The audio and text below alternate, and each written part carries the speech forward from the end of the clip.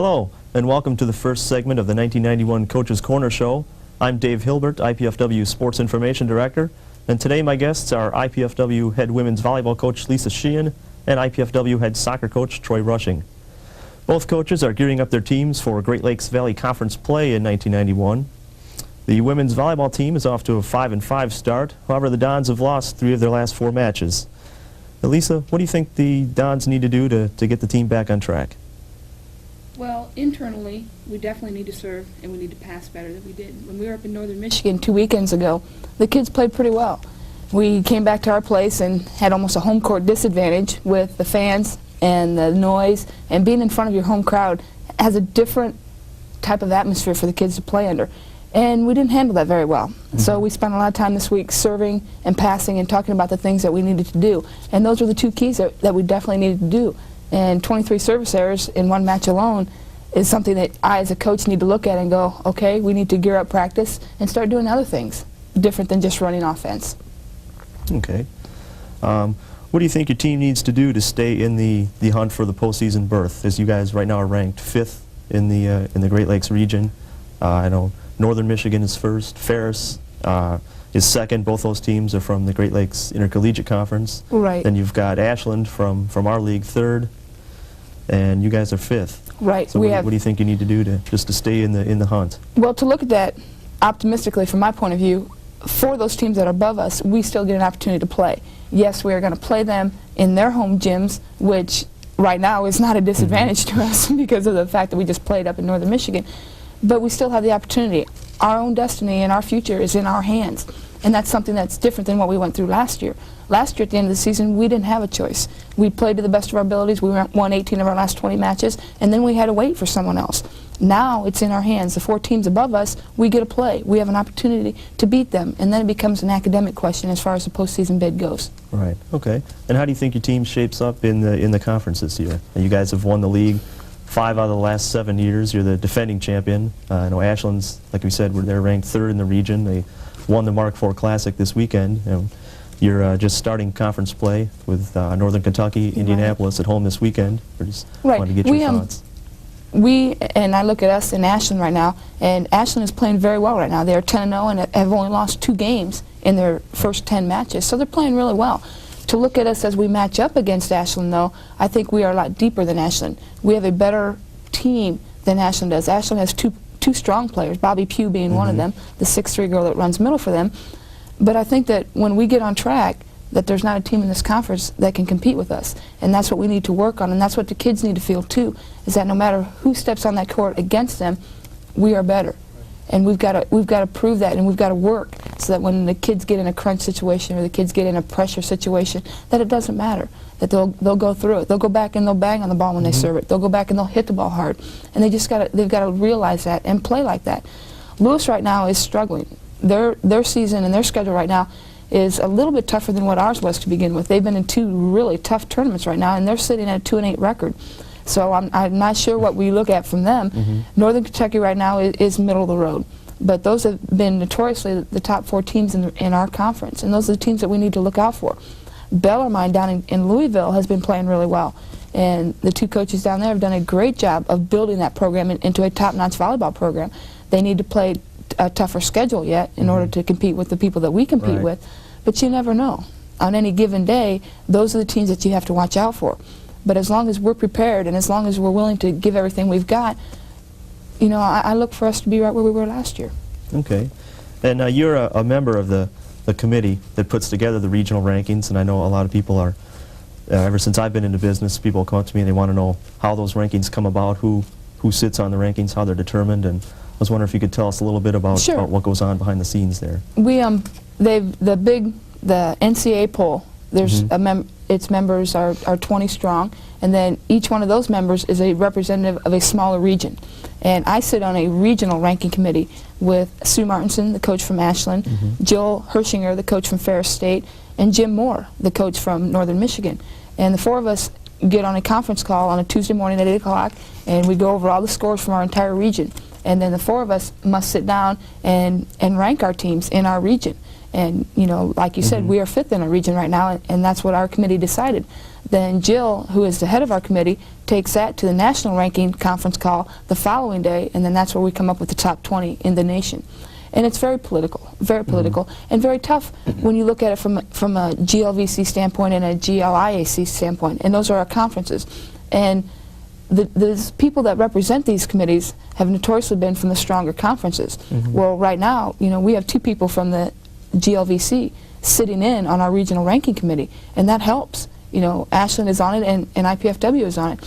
And it's really good that we can get people now to start saying, hey, you know, look at our conference, look at our conference. Right. You know, we are playing the teams that we need to play, and we're beating the teams that we need to play. And hopefully down the road, in the long run, the GLVC might possibly get an automatic bid. That's what we're hoping for, is that our conference could be strong enough to get an automatic bid. Therefore, we wouldn't have to win 18 of our last 20 matches and wait for someone to say, yes, you can play in the postseason, or no, you can't. Okay. And what are some of the criteria the selection committee looks for besides just a team's record? Strength of schedule. That is their ultimate right now, is to look at that and go, well, who do you play? Okay, do you play Division I schools? And if you play Division I schools, who are they? Are they a Purdue? Are they in Illinois? Are they in Michigan? Or are they a Cleveland State? You know, they must look at the strength of the schedule, and then how do you do? You know, do you beat these people in games, or do you get you know, walked all over on? Ashland right now is 10-0. They're 3rd in our region. Ferris State is 5-4, and they're 2nd in our region. Ferris State lost their last 4 matches, but the teams that they got beat by were teams that were ranked in the top 20. So we as a ranking committee had to look at that and go, well, you know, the teams that you beat, Sue, weren't the teams that beat Ferris. And that's what they look at first, and then they look at overall record. You know, when we came down to the ranking of our region, there were a couple of teams that had a losing record. You know, Lewis is 2-8, but they got ranked 9th in our region. And, you know, that's tough as a coach to sit there and go, well, I'm 2-0 or 10-0, but I'm 3rd in a region where 2 teams above me have losing records or records less than mine. But strength of the schedule is the #1 criterion. And then they go with records. Okay. And then they go head-to-head and see how you matched up against a team that you have played. Right, just head-to-head in matches against those teams. Right, and right now it's early in the season, so the head-to-head competition is very difficult to decide because we haven't played enough teams in our region. Right, okay. And like you said, that poll is very important in determining the postseason bids. Very, very important. And as long as we keep getting our name and our school mentioned in the bid and in the polls, then when the committee decides that final week, then at least they know who we are. So we've got to prepare ourselves to be in that poll every single week so that people know who we are. Right. And then, like I said, it's in our hands. For the teams that we need to play, we still get an opportunity to play. And we need to beat them. Okay. Well, what we'd like to do now is, and we'd like to do this every week, is to focus on an outstanding player for the past week. And this week we'd like to focus on Temple Swaberland, who's a junior from Columbia City High School. Temple is not only leads a team in kills, she leads a team in aces and in digs, and she is a solid all-around player. And we could elaborate a little more. Temple is probably the best pure athlete we have on the team right now, and that's not to take anything away from the rest of the kids. The rest of the kids are good athletes, but Temple is probably the best all-around athlete. She is a great jumper, she's a quick defensive player, and she's one of the best passers on our team. And with us running a 2-passer system, it's imperative that we have people that can pass the ball. And Temple has proven that. And Temple also has the attitude, the competitive attitude, that she wants to win no matter what. She doesn't care who she's playing against. She's going to go after everything she can get. And those type of people are hard to find. And if you can find 12 bodies, and we're pretty close to finding 12 bodies, you know, to fill our IPFW volleyball team, but if you can find 12 bodies with that attitude and with that physical ability, then my job becomes really easy. And Temple is one of the best passers we have on our team, and is probably the best and quickest defensive player we have. She has cat-like reflexes, and that's imperative when you play the sport of volleyball, because the ball comes at you so quick and deflects so easily that not all the times does the ball come right to you so that you can play it. And you've got to be able to react and play the ball and make a play out of that. And Temple does that really well. All right, we're going to take a look at a few clips right now. The first is in the Grand Valley match from this past Saturday. We're going to look at a clip of Temple receiving a pass leading to a kill by Bonnie Cannell. Right.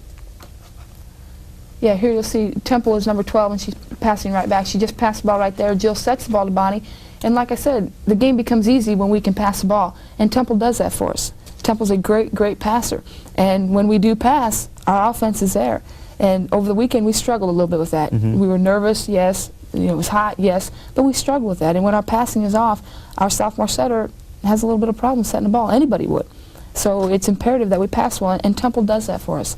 And she's a great, great passer. Okay. Now she's also leading your team with kills. Yeah. And as a matter of fact, she set a club record the other night with 30 kills against the Grand Valley match, against Grand Valley in that match. If you'd like to talk about her hitting a bit. She's a very, very quick leaper. She's off the floor very quick. And she also, like I said, has that competitive attitude. She wants to kill the ball. And she's very smart. She can jump in the air, she can see the blockers now, and she can hit around them. And that's helped her tremendously in her hitting. And like you mentioned, she did. She had 30 kills the other night against Grand Valley in a 5-game match. And it was an incredible match. And she'll go and go and go and go, and she'll spank every ball. In fact, you know, we've nicknamed her Spanky because of that. But she's just a tenacious hitter. All right, we're going to take a look at another clip of Temple in the Grand Valley match. This will be a shot of her with one of her 30 kills against Grand Valley. Okay, here you go. Yeah, Jill just serves the ball. Grand Valley has trouble tracking it down. They roll the ball. There's Temple passing the ball right there. She turns to run to get outside, jumps and spanks the ball, and hits the girl right there in the face. It was a pretty tough shot. But Temple can do that. Temple plays the ball left front and has the athletic ability and the tenacity to run outside and make the approach, and a strong approach to the ball, and hit it like you just have seen on the film. Okay, great. Well, as you enter the conference play this weekend, any closing thoughts? We need to group together. We were very solid as a team when we were in Northern Michigan and even at Hillsdale. And right now we spent a lot of time this last week focusing on us. What do we need to do as a group to prepare for the season? You know, it's still early in the season. We still have our goals set. We still have our goals that are attainable. They're still within reach. But we need to accomplish them as a team. And we need some leadership, and we need some guts, and we've got to go do it. Okay. All right. Well, thank you for being here. Thank you.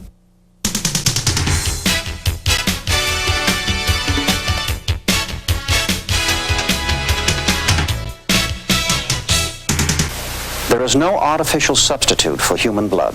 That essential life-giving substance can only come from people. And without a ready supply, the medical miracles we depend on today, all those wonderful techniques for saving lives, become impossible. Right now, there's a severe shortage of blood in blood banks and hospitals because people are afraid that they will get AIDS by giving blood. That's because early reports about people who received blood that carried the AIDS virus have confused some people into thinking that it can be dangerous to give blood. But that simply is not true. It never has been. A blood donor never comes into contact with anyone else's blood. So there's absolutely no way that donating blood can infect a person with any disease, and that includes AIDS. The only thing you can get when you give blood is the warm feeling of knowing that you're helping to save someone's life. This message for health and safety is from the Will Rogers Institute, White Plains, New York.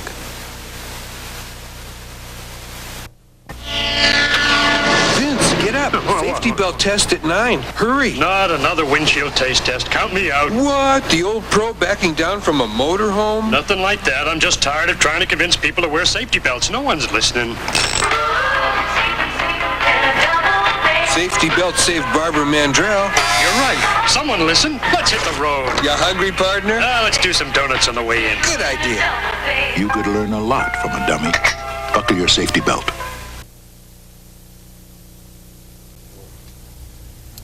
Welcome back to the Coach's Corner. With me now is IPFW soccer coach Troy Rushing. Troy, your team's off to a 3-1 start this year. Last year the team won just one match, had a couple ties. What do you think are some of the reasons for the turnaround this year? Well, I believe this year one of the biggest reasons we got to such a successful start would be we started with a higher skill level. We recruited 16 freshmen with our 25-man roster, and they've come to us at a higher skill level than we've had in the past, which allowed us to get off to the better start. Okay, who are some of those, of the freshmen, who are some of the key players for you? Well, from West Lafayette, I've gotten 3 players. I got Kevin Green, Hagen Lyle, and James Ewing. All 3 of those players are playing very well for me. Okay, now Lyle is your goalkeeper. Right, Hagen is our starting goalkeeper. Okay, he's allowed just 5 goals in the first 4 matches, made 25 saves. And that's very good for a freshman. Now last year you guys averaged close to 3 or 4 goals allowed per game. Now is a big reason for that just the play of Lyle, or is it your defense in general? Well, a lot of that is just for the whole team in general, not just the defense, although our defense is very strong. We have our only senior on the team as our sweeper, who is more or less controlling what is happening on the field, keeping everybody together, making sure that they're playing the way that they should be. We have an all-conference player, Matt Parker, out on our right halfback, or fullback, I mean. And Matt is playing a rather good game himself, as well as Mike Wilson, who transferred to us from Xavier University, is playing the other outside fullback. And stopping, we have Hugh Andrews, who is also a returning player in his junior year. So that is the nucleus of our defense, and they're all experienced a little more than what our halfbacks would be. Okay. Now on offense, you guys are scoring 2.5 goals per game in your first 4 matches. Last year, you averaged just over 1 goal per game. What have you guys done to improve your offense? Well, we've had some offensive players come to the team, which last couple of years we really have not had. Neil Bogenschutz transferred from Hofstra University, and now he's a sophomore here at IPFW. Neil has gotten 5 goals in 4 games, which is outstanding start for him. Neil really adds a lot to the team as far as controlling the midfield to the forward positions. Probably one of the most talented dribblers we have on our team. Okay. Now you've also have Mike Hollingsworth, who played at IPFW 2 years ago, and he's come in to add to the offense as well. Right. Mike was an all-conference player 2 years ago, and he sat out for different reasons. And he's come back, and he's added to our front a lot of intimidation, because he's a rather big guy, and he's very fast, very strong with the ball, and he can intimidate any defender, no matter how big they might be, because he plays real hard, and he can put the ball in the net also. Okay, and how did Mike come back to the program? Mike just decided that he only had a few semesters left to get his eligibility finished, and he wanted to play. Okay. So Mike decided to work things out so that he would be able to play this year, and we're hoping that we can work it out and he'll have 1 more year with us. Okay. Now you said earlier you have 16 freshmen on the team. Now those freshmen, you said 3 from West Lafayette, and the majority of the others are from the Fort Wayne area, all from Fort Wayne high schools. If you have any comments about the soccer program in the Fort Wayne area, has it improved in recent years? Would that account for so many of the players coming from the Fort Wayne area? Yes, I think the Fort Wayne program has really improved. I've only been in Fort Wayne myself for about 4 years, and watching it over that period of time, I really think the level has moved up. We're competing with some other really good high schools in the state of Indiana. When I first moved here, I was just really surprised at the level here in Indiana and the competition just in the whole state of Indiana. And Fort Wayne contributes a lot to the skill level of the whole state. And it's really interesting to watch it grow. And you know, we took quite a few players from the city this last graduating class. Now, do you think most of these players, these 16 freshmen, are going to continue to stay with the program in the coming years? Well, we hope that they make that decision to stay, and we work with them as much as we can to make it interesting for them to come and stay at the program. That's what we are going to need for the program to be more successful. Right. And the feedback I'm getting back from all the players is, yes, they're interested in staying and trying to build the program here. Okay. Now, this is your 3rd year here. With the 3 teams you've had before, have you had a team, have all your teams been made up mostly of newcomers? So this year's team, you have just 6 players coming back from last year. Is that new, or? Well, we've had about 5 players return each year. Okay. And then we put a bunch of new people on top of that. Our rosters ended with about 16 players last year, I do believe, due to injuries and different things that happened. So for the most part, yeah, we do throw in quite a few new players each year. And I believe this could be a good step for us to turn our program around. Right. And I'm focusing a lot on trying to get all those players to return and just to build on top of that for next year. Okay. What kind of a difference is that going to make then in the coming years, having teams made up primarily of returning lettermen as opposed to starting with a new team each year? Well, it'll give them experience at the college level, first of all, and it'll allow us to play together, you know, more than just 1 or 2 years at a time. And they will have been playing together for some time now. Okay. And it will just allow our skill level to be even higher than it was this year when we started. Okay. And do you hope with the influx of Fort Wayne players coming to the program, do you think that's something that you can continue as far as getting kids from the high school area interested in the IPFW program? Yeah, I think that once they see things are starting to get better out here, will generate more interest. It's already, since I've been here, I've seen a lot more interest towards IPFW men's soccer. And as time goes by, I'm hoping that I can reach out and touch all the best players in the city and have them come play here at home and just make this a really successful program. Okay. What other kind of things do you think you need to do to develop support for the program? I know you've tried, you've had an alumni match earlier in the year, then you had a dribble-a-thon. Might want to explain what that was, to try to raise a little money for the program and develop support at the same time. And we were wondering if you had any other plans to keep doing things like that in the future, just to kind of get the name out there and build up support. Well, the dribble-a-thon was to raise money for the program, and what the players were doing was going out getting pledges from family members and friends, and then we dribbled the ball for an hour up and down the field. Each time they went up and back, that was considered one trip, and they got the pledges for that, and however many trips they did. The most trips we had was 54 trips in an hour, and that was quite an accomplishment. Other things that I'm trying to do to make the program more interesting and for my recruiting purposes is I'm trying to get them out so they can get some more experience in a different conference. This year we're going down to Florida to play in a tournament which Florida Southern hosts. Right. And Eckerd University will be there, and so will St. Joseph College.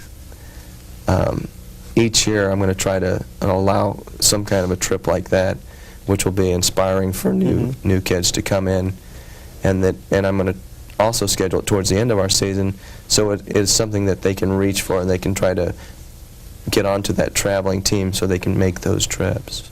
Right. Okay.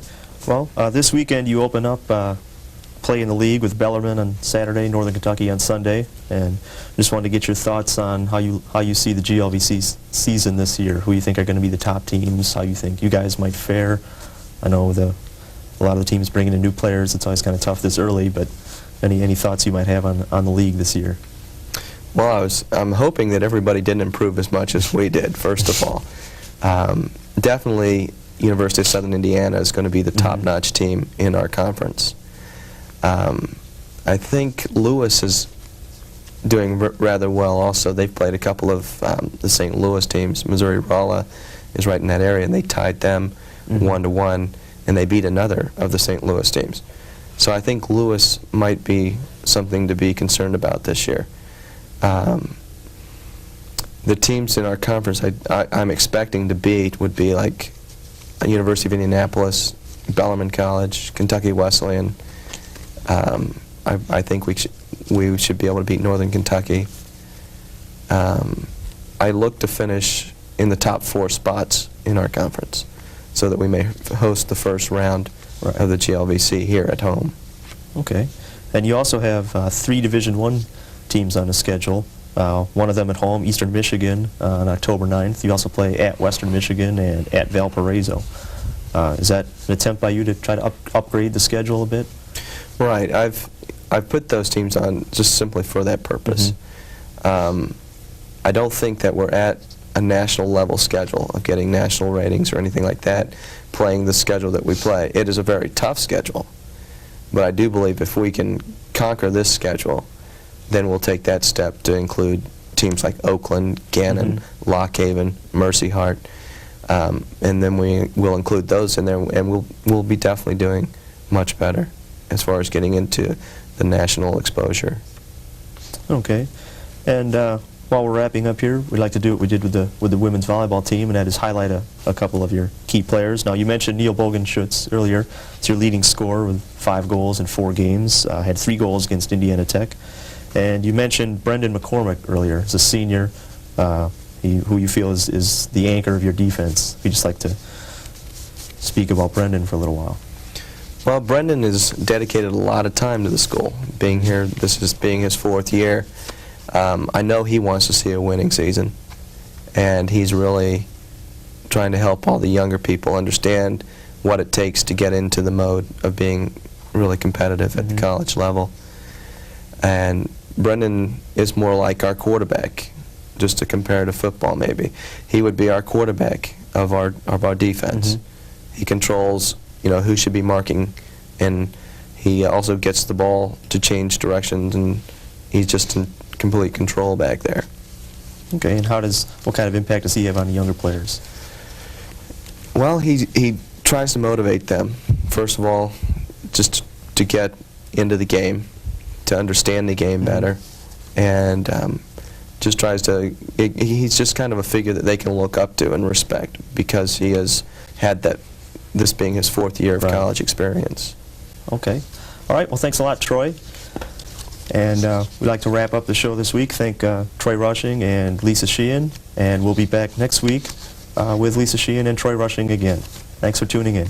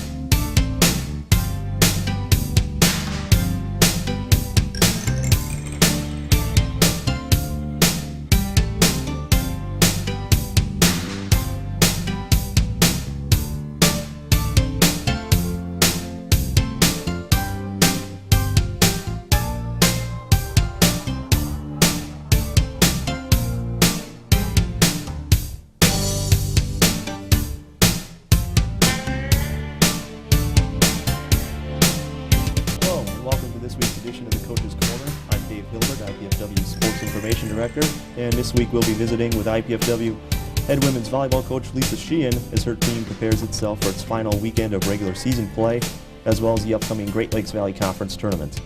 Before we get started with Lisa, I'd like to take a few minutes to update everybody on the progress the team has made since our last taping.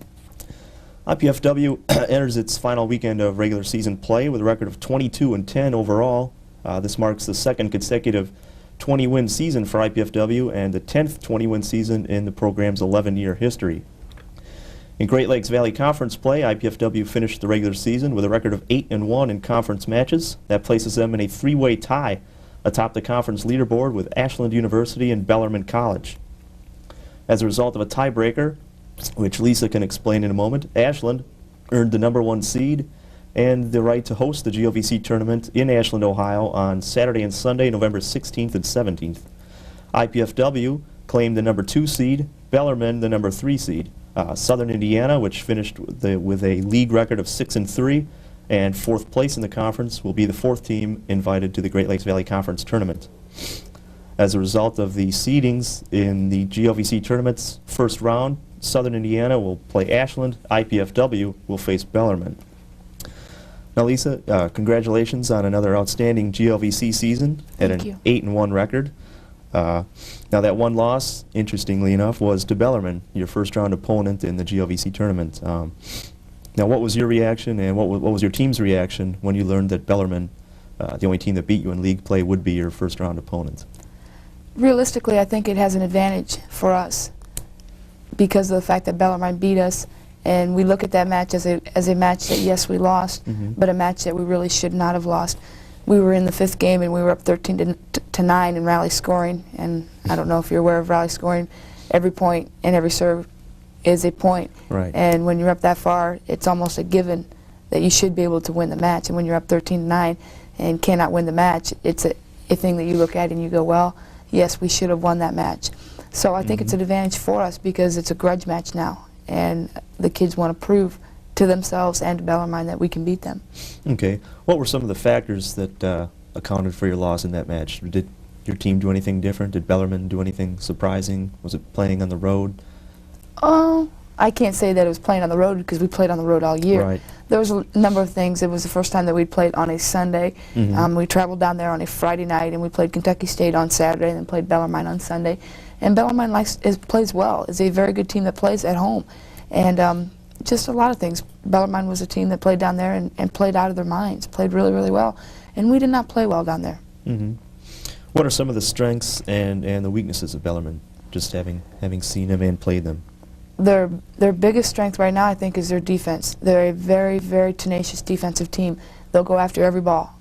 First time, second time, third time, they'll go after and bring it back to the opposing team's side all the time. They never quit, never say die attitude, and that's one of their strengths. One of the weaknesses is that they don't play enough of the teams that we've played in order to keep up with our offense. So if we can pass the ball and run our offense, then we definitely have the advantage. Okay. Now, knowing their strengths and weaknesses, what are some of the things we need to do to exploit those weaknesses and to play against their strengths in order to beat them and advance to the championship? Well, like I mentioned earlier, we have to pass the ball. That's off of serve reception, off of defense, and off of free ball. Is that when they scramble and scramble and scramble and give us a free ball opportunity, we need and we must pass that ball on target so that we can run our offense and get a kill to terminate the play. Okay. What effect, if any, do you think facing Bellarmine on a neutral court might have? I know earlier, like you said, you played them on the road, but like you also said earlier, we played almost 3/4 of our matches on the road. But we think there'll be a different effect on the team, or? Being that it's the conference tournament, I'm not sure that's going to have an effect because when you go and you play in the conference tournament and you are the Final Four, it's an elite tournament, and that in itself should help the kids to play better and to bring up their level of play. It's going to be an advantage to us because, yes, we are traveling to Ashland, but Bellarmine also has to travel to Ashland. And like I said, we've been on the road all year, so this is going to be nothing new to us, but it's going to be something new to Bellarmine. Bellarmine's only played like 11 or 12 matches, so I think it's a definite advantage for us. Okay. Who are some of the key players for Bellarmine? They've got a little outside hitter that is probably 5'8" or 5'9", and she just is a really good athlete, jumps out of the gym and plays a lot of balls. Their setter is not very talented, and I'm not saying that as being a mean coach, but as a coach, she's not one of the most talented setters in the league. She gets the ball to the people that it needs to get to, though. So we look for her to, run a high offense, and they've got that outside hitter that can really bang on the ball. Okay. Now, some of the other teams in the tournament, you got Ashland and Southern Indiana. Southern Indiana, one of the surprise teams in the league. Right. Now, we beat them last week in our building. What are some of their strengths and weaknesses, and do you think they have a realistic chance of getting past the first round against Ashland? I think they have a realistic chance. They were 6-1 coming into the weekend to play against IPFW and against Ashland, and they lost twice in that weekend. They are a very, very sound team across the board. They don't have one standout player. They don't have one standout setter. They don't have one standout middle hitter. They've got a group of individuals that are now starting to taste success. They've now been a very successful program, years down the road. And like, we mentioned earlier, we were 10-1 against USI. Right. Ashland probably has the same record against USI. So therefore, when you go in against a team like USI, it's easy to overlook them and go, okay, who are we going to play in the second round? Instead of, okay, we have USI in the first round, and we need to play them, and we need to beat them. Right.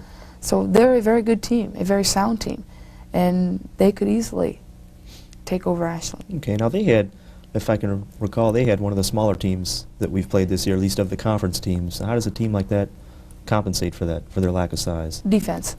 They definitely take over that by playing defense, and the fact that when you come up against a shorter hitter or a shorter blocker, most of the hitters are going, wow, a shorter blocker, now I can hit the ball straight down. Well, in essence, when you hit the ball straight down, you hit it right at the top of the net, and a shorter blocker can block that ball instead of hitting high like you've been trained to do and hit the ball high and deep where it will still go down on the court. You have a tendency to try to hit the ball straight down, and therefore they'll block some balls. Okay. Now, when you guys played them last weekend, we had a fairly easy time beating them. Will that be to your advantage or disadvantage if we were to come up against them in the championship match? That's a tough one because, like I said, if we start looking ahead, past Bellarmine, Right. I don't know. The Bellarmine match is going to be a very critical match for us because beating Bellarmine in that first round is going to give us the push to go right on through. Right. And at that point, I'm not sure it'll matter who we play. Is that getting the confidence back by beating Bellarmine and going into the finals will be enough. Okay. Now, what about Ashland? And there's a team that's 8-1, always one of the better teams in the league. Their coach has won 300 games. What are some of the strengths? I know they've got a potential All-American, Bobby Pugh, one of the tallest players in the league at 6'2". Like I said, possible All-American, up among the league leaders in almost every category. They've got a lot of experience. What are some of their other strengths and their weaknesses? Well, Bobby is definitely an All-American candidate. She's 6'3" or 6'4". I don't know what they actually list her as. She's a big, dominant ball player. And they also have an outside hitter by the name of T.J. Horner that is a very good athlete and a very good, volleyball player. So we look for, most of the balls to come from Bobby or from T.J. Right. Horner. They have two setters, and they run a modified 6'2", 5'1" offense, but they've got a shorter setter, that runs in to start the match. They'll run that. She's only like 5'4" or 5'5", and she starts right next to Bobby. They play defense, though. They play defense and they pass the ball well. And if they can do that, no matter who they play, it's going to be a good match. And when they're on a roll, they're tough to beat. And they're going to be at their place, and there are going to be people in the stands, and they're going to be yelling and screaming, people in the stands voting and yelling for Ashland. So they'll be a team to beat. Okay, how do we match up against them compared to the way we match up against some of the other teams? We match up player by player. We match up better than Ashland. Like I said, they have Bobby Pugh and they have T.J. Horner. I think we're a lot deeper than Ashland is right now. We have, we have two middle hitters that, can hold the middle, and we've got two outside hitters that are capable of beating anybody in the conference, and are two of the best passers in the conference right now. And we've got a weak side player by the name of Wendy Vanderwilt that's playing really well right now. And we have one of the setters that are top in the conference right now. So I think we're a deeper team, but it all depends on what team steps on the court at a given time. Right. How do you stop a player like Bobby Pugh, or do you try to stop a player like her? Yeah. Do you make an extra effort to concentrate on a superstar player? Yeah, we do. When we played them the first time, we told the kids that yes, they have Bobby Pugh and yes, they have T.J. Horner. If you can at least, you're never going to stop a Bobby Pugh. You're never going to stop and terminate her. But if you can at least frustrate her to the point where you can predict what she's going to do. Right. We put her in some situations where we predicted she was going to tip the ball. Therefore, we had people lined up in a defensive alignment where they could play that ball. And then it becomes very frustrating on her part. And we didn't terminate her, but we at least predicted where she was going to go, which helped our offense. Okay. Now, we played Ashland earlier in the year at their place. I think it was the third match of the season, and won that in a long marathon 5-game match. What effect do you think that might have on the team, on either team, Ashland or IPFW? I think that match was a great match, and either team could have won that match on that given night. Therefore, I'm not sure that there's an advantage for either team for that that particular match. Okay. That was a great match. Yes, they lost. Yes, we won. But neither one of us, I think, are looking at that like, well, it's going to be a grudge match for Ashland, or it's going to be a, well, we can beat you again type match for us. It was a great match, and it was decided on a referee's call. So I'm not sure that that match in itself has any indication of what's going to happen at the conference. Okay. Now, tomorrow night, you guys are playing Saginaw Valley State. It's a non-conference match, your last match of the year, last regular season match of the year. What things do you look for in that match? And how critical is that match? It's a very critical match. We've talked about, you know, NCAA bids and things like that, and we're second in the region, and we have 3 matches left, you know, Saginaw and the 2 conference matches, and we need to win. We have to win every match from here on out. And then we have to wait on an invitation to the NCAA tournament. Saginaw right now is 20-9, you know, so they're a very, you know, compatible team to what we're trying to do with our program here. They've beaten a couple of teams that, you know, we've beaten, and they've gotten beat by a couple of teams that we have beaten. So we've got a 5-hour trip ahead of us, you know, and if it's snowing or whatever, whatever happens, happens. But, you know, I look for them to be the same type of team that we have, and the same type of team that we've been playing. Okay. All right. Well, after we'll take a quick break, and we'll be back with a recap of our other fall sports, and we'll visit with Lisa Sheehan some more, and we'll discuss her 4 seniors. Vince, get up. Safety belt test at 9. Hurry. Not another windshield taste test. Count me out. What? The old pro backing down from a motorhome? Nothing like that. I'm just tired of trying to convince people to wear safety belts. No one's listening. Safety belt saved Barbara Mandrell. You're right. Someone listen. Let's hit the road. You hungry, partner? Let's do some donuts on the way in. Good idea. You could learn a lot from a dummy. Buckle your safety belt. There was this guy, a nationally known sports hero. And then I got busted. As a result of my lust for cocaine, I was totally out of control, and I didn't even realize it. That's what's crazy about cocaine. I had a beautiful family, a big house in the suburbs, everything I wanted. Then I got into cocaine, and I almost lost it all. I was crazy from cocaine. I couldn't live without it. That wasn't me. It was somebody else. It's a lie that cocaine's not addictive. I didn't choose to be an addict. Quitting cocaine was... One night, my heart freaked out. I thought I was going to die. I risked my health, jail, and the people who love me. Some of you know exactly what I'm talking about because you're taking the exact same ride. Anyone tells you cocaine's not addictive, they lie. Cocaine, the big lie. Call 1-800-662-HELP. This is the new improved Robert Klein. I gave up smoking. Take care of your lungs. They're only human. The American Lung Association, the Christmas seal people.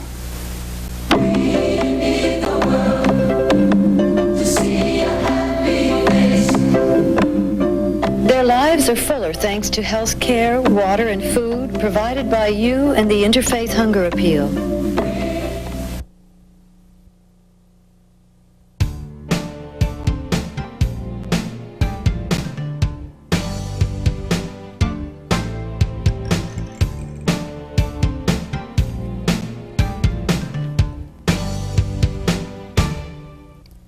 Welcome back to the Coach's Corner. Before we visit some more with Lisa Sheehan, we'd like to run down a recap of IPFW's fall sports, how they did during the 1991 season. The men's golf team placed 9th out of 10 teams at the GLVC Championships. The men's and women's cross-country teams finished 9th and 8th, respectively, at their championships in Bloomington, Indiana, or excuse me, in Louisville, Kentucky. The women's tennis team had an outstanding season, finishing 5th, one of their best finishes in recent years. And the men's soccer team probably highlighted the fall season, finishing 7-11-1 overall. The Dons qualified for the GLVC tournament and finished in 4th place. Following the season, IPFW third-year head soccer coach Troy Rushing was named the GLVC Coach of the Year, and in addition, 3 players, sophomore Neil Bogenschutz, senior Brendan McCormick, and senior Matt Parker were all named to the all-conference team. Well, Lisa, you guys going into the GLVC championships are now ranked second in the Great Lakes Valley NCAA region, but I believe you're tied now with Ferris State. How did that come about? I know you weren't real thrilled this past week. We when you talk about the NCAA region, there's a ranking committee that 4 of us sit on, and I am one of those members. And we rank the teams in our region, and then that regional ranking, in essence, goes the following day to a national committee that ranks the top 20. And we had been ahead of Ferris State now for 3 weeks in a row.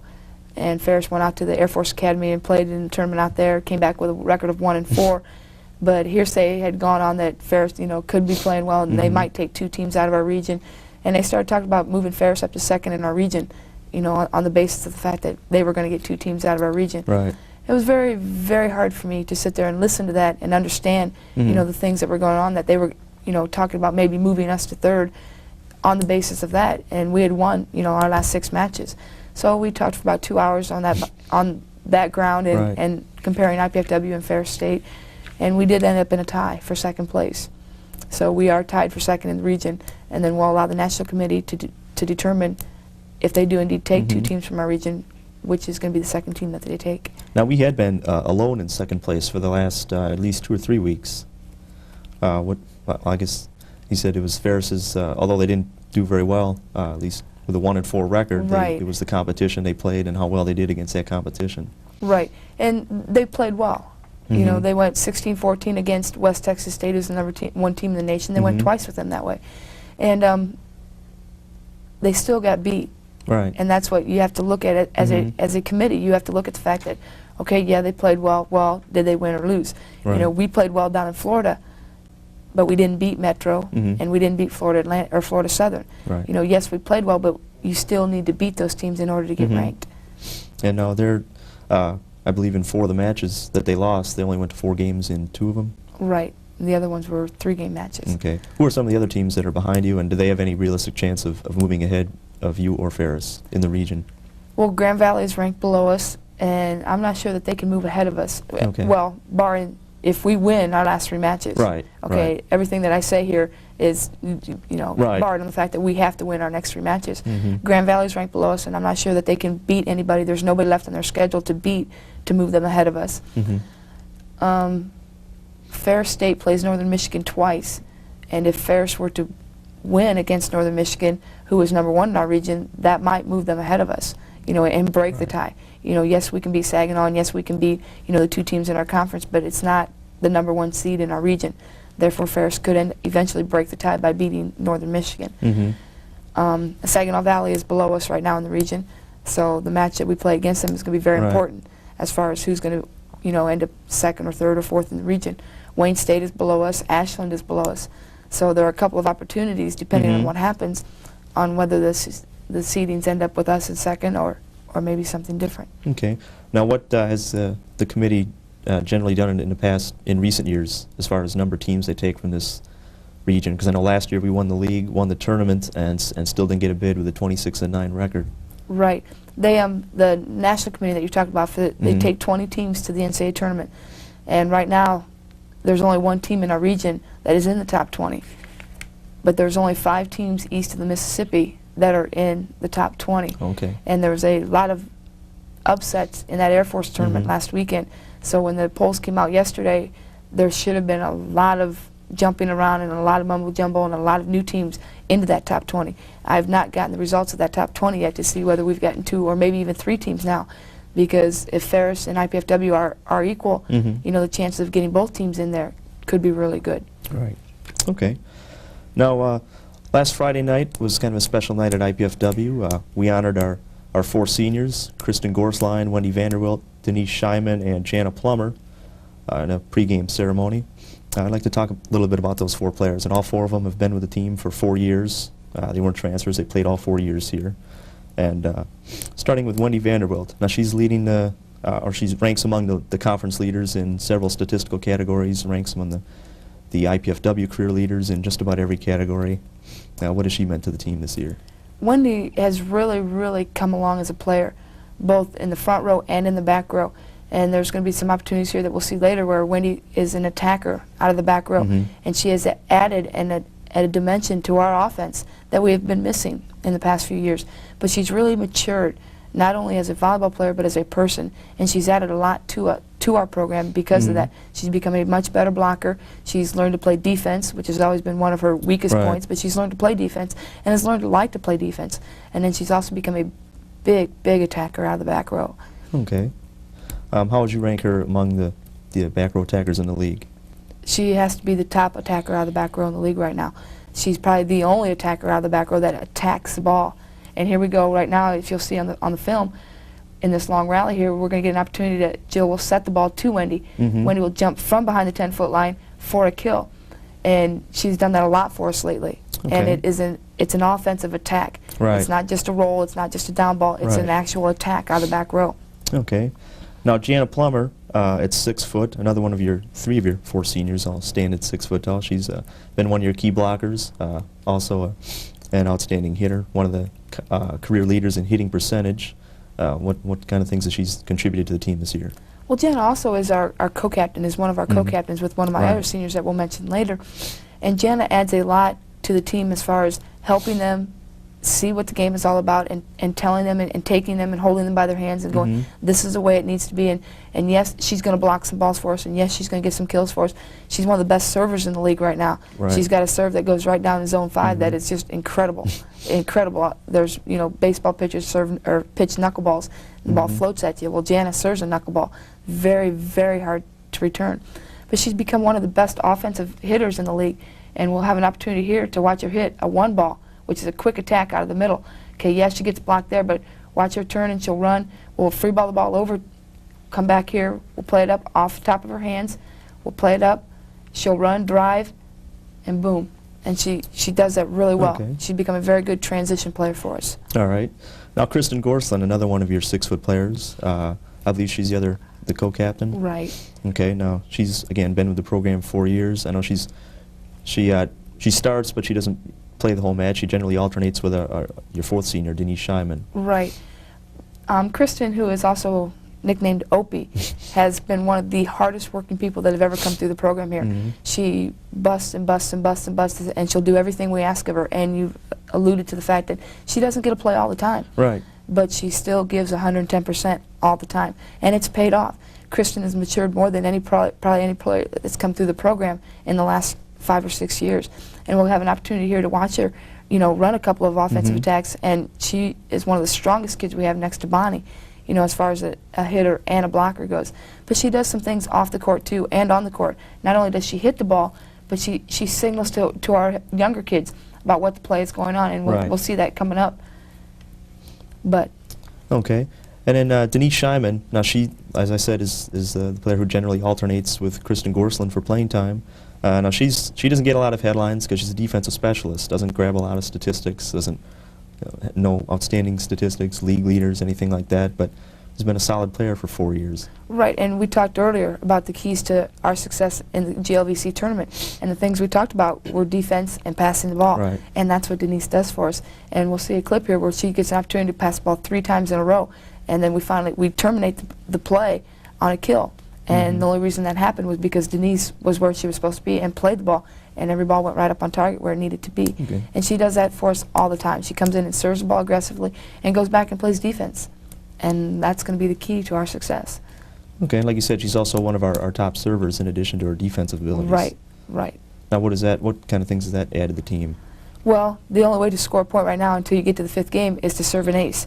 And that's what Denise is going to do for us. She's going to come in off of the bench, and she's going to serve the ball tough, and she's going to be a spark. And that's what you need, and that's what you look for. When somebody comes in off the bench, they've got to pick the team up. And when you come in off the bench and you serve an ace, there's no easier way in the world to pick a team up than to do something like that, or to go back in and dig a ball. So Denise has 2 opportunities right away to spark the team. First by a service ace, and then by an incredible dig. Okay. Now she seems to be pretty much of a low-key player on the floor. She doesn't, as far as verbal, she doesn't seem to be yelling out a lot of instructions or tend to be kind of a hyper player as some of the other players. Is that her personality? Or? Right. Denise is a very shy and quiet person, and she will lead by example. You know, her academics, she's a 3.5 student or better, so she's going to lead by example. She's not going to come in and yell and scream like some other people do, like I as a player did. You know, I would come in and yell and scream. Denise is going to come in and she's going to serve the ball aggressively, and she's going to make the dig. So she's going to lead by example. Okay. How do the other players? Well, here we get a chance to look at her. We have an opportunity here. They're going to run a ball to the outside, and she's going to dig it back in the back corner there. So there's one opportunity where she's in the right spot, and they make a dig here, and they bring the ball right back to us. And it's going to go right back to Denise again. She's in the right spot again. Every ball is right up on target. Give Wendy an opportunity to hit the ball again. They dig her again. Here we go again. They're going to run the ball back to Denise. One ball. We're going to set the ball outside to Julie, and we're going to terminate the play. And all that happened because Denise played the ball and put the ball up on target. Kind of thing that, as they say, you don't see in a box score. Right. And so how tough is that for a player to be a solid player and not get a lot of attention? It's very tough. It's incredibly tough. And just like, you know, yes, I have one senior that is a co-captain but doesn't get to play a lot, and I've got another senior that gets to play a lot but doesn't get any of the headlines. Right. And it's very tough internally for those kids to accept that and still give everything they're giving to the program and to their teammates. Okay. How do you go about replacing some of these players? Or you can't replace them on the. You can replace them on the floor, but you can't replace some of their attitudes and the friendships they've made with the players. What kind of things do you need I to can do? go and I can recruit, you know, 3 6-foot kids to replace the 6-foot kids that I'm losing, and I can recruit a 5'8" player to replace Denise. But I can't replace what they've done for us as a group. They've come in for 4 years and they've dedicated so much and given so much to the program and to their teammates that you just can't go out and bottle that and recruit that and replace that. They're definitely going to be missed. Okay. All right. Well, Lisa, I'd like to thank you for stopping by. Thank you. And I'd like to remind everyone to tune in a few weeks for the Coach's Corner show featuring first-year IPFW head women's basketball coach Eileen Kleinfelter and fifth-year head coach Andy Piazza of the men's team.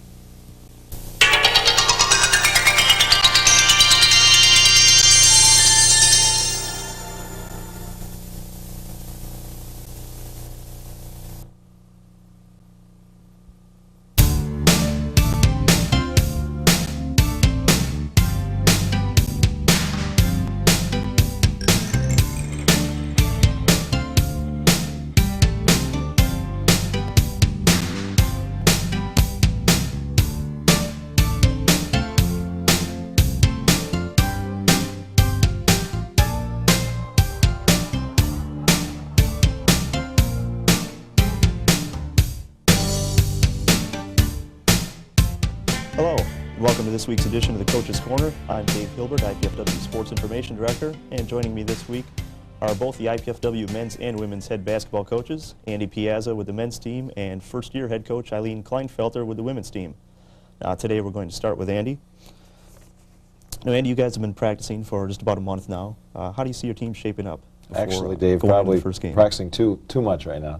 It's the fifth. We're in the 5th week of the practice right now, and with a week and a half to go before we play our first game, it's the point now where sometimes the kids are tired of looking at each other because we can't scrimmage outside people because of the NCAA rules, and our Coliseum, our exhibition game at the Coliseum was canceled because we can't go off campus to scrimmage. So that was a highlight the kids look forward to. But all in all, we can't complain too much. We've been relatively injury-free, which is amazing at this time of the year anyway. We don't have any sprained ankles or jammed fingers or anything like that.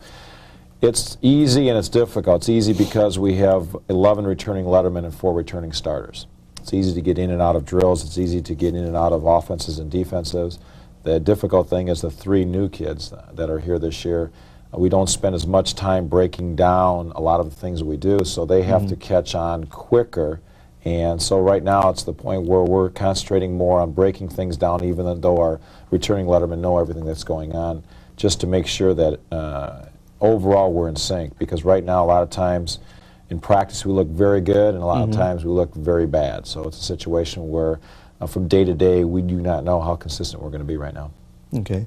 There been any pleasant surprises in practice, either things the team's doing that you didn't expect or individuals? Well, I think they came in with a great attitude, number one. We want to do well, obviously, and make the NCAA tournament. We've talked about conference championship. We set goals and things like that. We have a lot of kids that are just stepping forward and asserting themselves early in practice. And we've had some kids as much as dominate practice. And we didn't have that last year. And again, a lot of it is the fact we have 4 seniors, we have 8 juniors, we have 4 starters back. So it's they're fighting already for positions is what's happening. It's good as far as the coaching standpoint is concerned. We're so deep that it doesn't, any day-to-day, if one person has a bad practice, it's glaring how bad they look because everybody else is playing so hard and understands exactly what they're doing. Okay.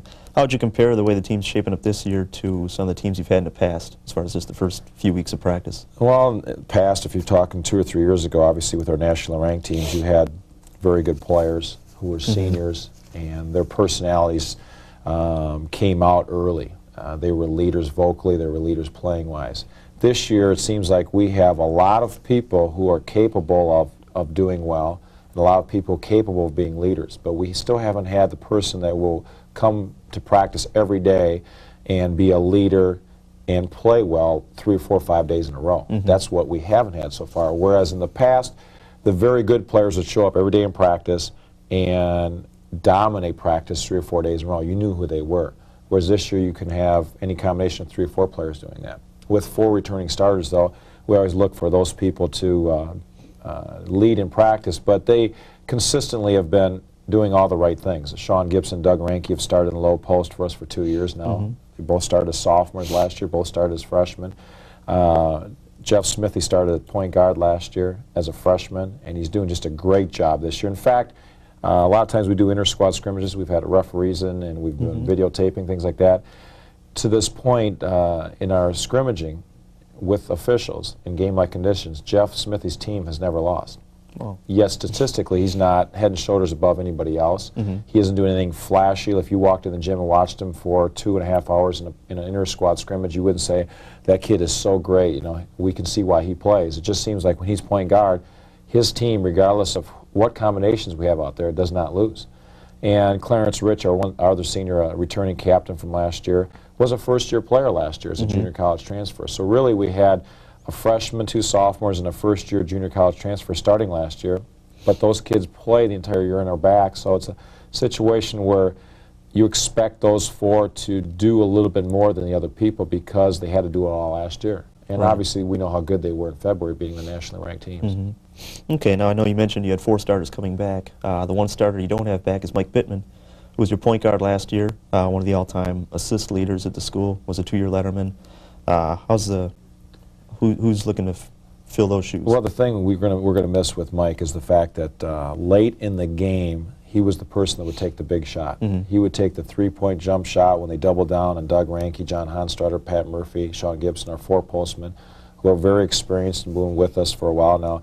And Mike would always get the ball to the big kids inside and force the other team to double down on him. The person who so far in practice has been able to do that is Dwayne Shears, who was like our 6th or 7th man last year. He's our first sub off the bench. As far as a perimeter person was concerned, he started a few games, played very well late in the season. Again, he was a first-year player for us. He was a junior college transfer. He was All-American at Muskegon Junior College. Thing people don't realize about Dwayne is he averaged 25 points a game as a sophomore there. They lost in the national finals, so he's been around some great teams and has great experience. He's doing a better job this year as far as getting the ball to the people where they can score and consequently setting himself up constantly.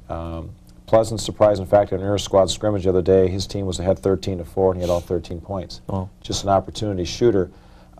He's come back in better shape. I don't think he quite understood how hard you had to play at this level.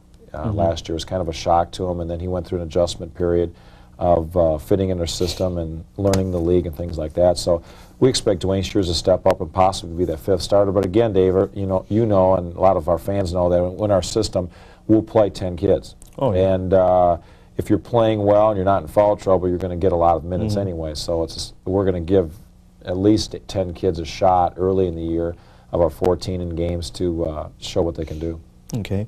What do you think are going to be some of the other strengths of the team? And last year you guys were outstanding three-point shooting team, ranked among the league leaders and the nation's leaders in three-point shots made per game. Is that going to continue again this year? Well, I hope so. We all certainly hope so. Last year, though, even though we shot well from the three-point range, it was the first time in several years as a team we were under 50% from the floor overall. Which was a disappointment to us, and a lot of it was the fact that we were young, still inside, and we missed some easy opportunity shots early in the year. We want to improve our free throw percentage because we weren't very good last year as a team. Right. And overall, I think because we have a lot of perimeter people back and a lot of lettermen back, obviously, that we led the league in turnovers last year. And a lot of people don't realize that. And you can't do that in our league because it takes away so many scoring opportunities for us. I think our strength, obviously, is our team depth. We have 14 players, and 11 of them are returning lettermen and 2 junior college transfers and Division I transfers. So depth, obviously, is it. I guess a weakness is we don't have a superstar, a true superstar. We have 3 or 4 people we think that we can go to late in the games, but obviously we'll see that as we go on. So we're looking for that situation right now, but we're big, we have quickness, we have excellent point guards, and we have enough shooters. It's just going to be a job of the coaching staff getting the right combination out there all the time. But I guess depth is going to be our #1 asset, and the fact is that a lot of teams in the league cannot just pay attention to 1 or 2 different players. Right. Whereas we could do that with several of the teams in the league last year. So I guess another asset to us is the fact that we don't have a true superstar or 2 or 2 true superstars, and we're going to have quite a few people that can score and rebound and things like that. Okay. Let's talk a little bit about your newcomers. You got a couple of junior college transfers, both guards, Mark Allen and Andre Walton, and Sean Gibson's brother, Shane Gibson, who's got a year Division I experience under his belt. Well, Mark Allen is from Cincinnati, Forest Park High School. At Cincinnati Tech he played at. Mark's 6'5". He's a swing-type player. He can play perimeter, and he can also play inside. He's a good enough athlete that he can do that. He's adjusting to the fact of how hard you have to play in our league and how intense our practices have been. It's been an adjustment for him. He was hurt a couple weeks ago, so he missed a whole week of practice. That's hurt him in a way. He had a strained arch and was not able to participate for like 5 straight practices. And that's hurt him in the learning experience. The other junior college transfer, Andre Walton, the thing about Andre is he's been successful everywhere he's been. He played in high school at Saginaw, Buena Vista High School in Saginaw, Michigan, where I was from. And he was the point guard and the shooting guard. A lot of people know on that team was Mark Macon, who played at Temple. He's a year behind Mark Macon. He played at Delta Junior College, where I was the coach at. So we have a lot of ties in the fact that familiarity with each other. And in fact, his high school coach was an assistant coach in college my freshman year, so we've known each other for a long time. Andre's very quick. He's a little bit like Lawrence Jordan was for us a couple years ago in that he's short, but he's stocky, quick, and makes good decisions on the break. He's an average jump shooter, but he can make the 17, 18 footers. He just doesn't look for them enough right now. He's more interested in getting other people involved. Defensively, at times, he plays He's so quick and works so hard. He helps too much right now. Sometimes he's helping out his teammates too much and it's making him look bad defensively, when he's making an adjustment to that right now in practice. Shane Gibson came to us in August. He was at Baptist University in Charleston, South Carolina. They've changed Charleston Southern University. Charleston Southern in the Big South, Division I. He went there out of high school. You got to remember Shane, Sean, and Pat Graham are on that Final Four team for Floyd Central that back 2 years ago in the state tournament. Shane played a year there, or one semester there in Charleston, and did not like the situation. In fact, he was starting on the team as a freshman, Division I. He came home in January, and then he went to Purdue University last year in West Lafayette, and decided in August, his major was at our campus, decided he wanted to come back and play basketball again and play with his brother. And so, because he didn't fulfill his residency at Charleston, South Carolina, because he signed a letter of intent, the NCAA constituted that as 1 year of eligibility. Plus, he played a semester that was 1 year of eligibility, so he really only has 2 years of eligibility left with us. We were hoping we could have 3 with him, but he only has 2. Been a pleasant surprise. I did not know where Shane would fit in. He's not really a guard. He's not really big enough or strong enough to play inside yet. He's a combination type player. He's playing wing for us right now and some post. We anticipate him playing the perimeter for us most of the time. Very intelligent, not the quickest kid in the world, not the strongest kid in the world. Very smart, plays very hard, has a big heart, is mentally very tough as far as banging inside with the other kids, and has adjusted well to our system. He's picked up real quickly, and obviously playing with his brother is an asset because he played with him his whole life. And Andrew Liebert from Floyd Central, another kid who he played with in high school, so there's familiarity there also with each other. Okay. Now another new face on the team this year is your assistant coach, Dick Dumanian. Has been with the team about a month and a half. For the last 7 years, you've been with John Felsky, your assistant coach, both 4 years here, 3 years up at Delta College. How's Dick fitting into the system? Well, it's taking time because of the fact that Dick was hired on October 14th. We started practice on the 15th. So he's coming into a brand new city, does not know the players, and he did not know the recruits that we were bringing in, or we're going to sign this week during the early period.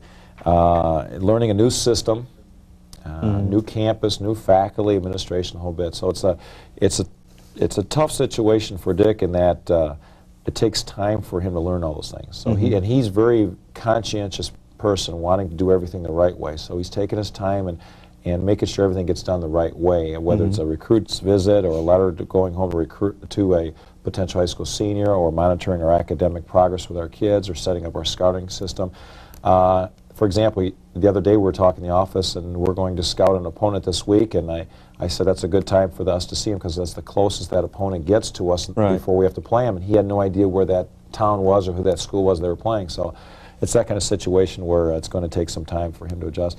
And yeah, it's a tough act to follow, but we don't expect him to follow John Felsky's footsteps. John was with me for 7 years, and that's a long time for two people to be together, especially coaches, because of all the time you spend with each other. But John had a great opportunity to go up to Bay City John Glenn High School, and a great situation, an unbelievable contract, so it was a time for him to go. Okay.